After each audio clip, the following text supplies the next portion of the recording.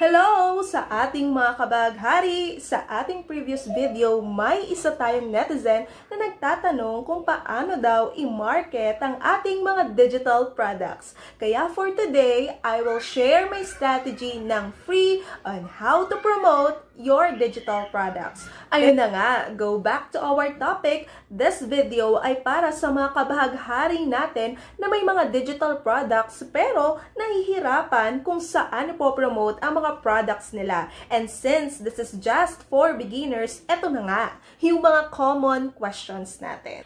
Paano magkakaroon ng sale? Saan ipopromote ang mga digital products? Or matagal ka nang may product pero bakit wala pa ring benta? So, here's my strategy. Una, leverage your social media. Post regularly on platforms where your target clients is active. In this way, kapag madalas kayong nagpo-post sa mga social media accounts nyo, nakikita ito ng mga target clients ninyo. Pwedeng mag-create kayo ng Facebook page, YouTube, TikTok, and Instagram account. Tapos, gumamit kayo ng mga reels or live videos in a creative way para ma-curious sila sa inyong mga digital products. Pwede rin kayong maglagay ng mga testimonials from your friends na talagang legit yung binibenta ninyo and benefits na makukuha nila kung bibili nila yung products ninyo. Like this example, I've seen on Facebook and TikTok. So, ayan, yan yung example on how we're going to leverage our social media accounts. But, take note of this. Nag-post nga kayo ng video ng digital products ninyo pero wala pa ring benta.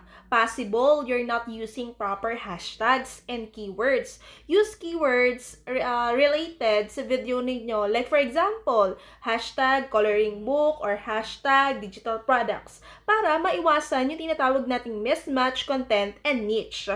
And then, wag din natin kalimutan na ilagay sa mga social media platforms yung link ninyo sa Rocket.ph para alam nila kung saan bibilhin at i-check out yung products ninyo.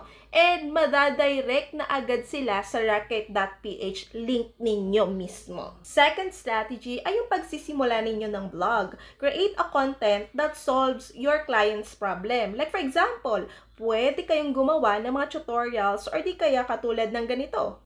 How can you capture your child's interest without technology? Download and print these worksheets as many times as you like. This will help them to practice handwriting, screen-free, focus and concentration, learning reinforcement, independent works, tangible progress, creativity.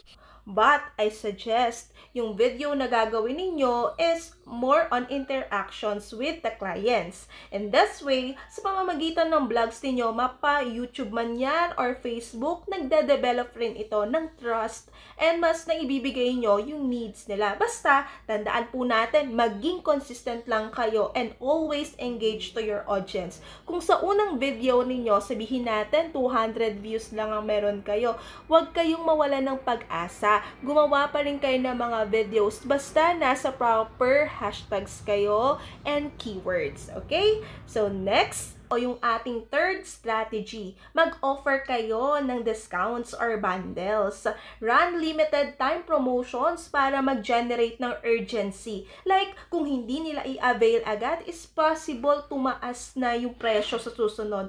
Or di kaya po, pwede kayong mag-offer ng bundles. If you have multiple products, mas better itong bundles. Itong pag-offer po ng bundle ang ginagawa ko and malaking tulong ito when it comes in increasing your cart value.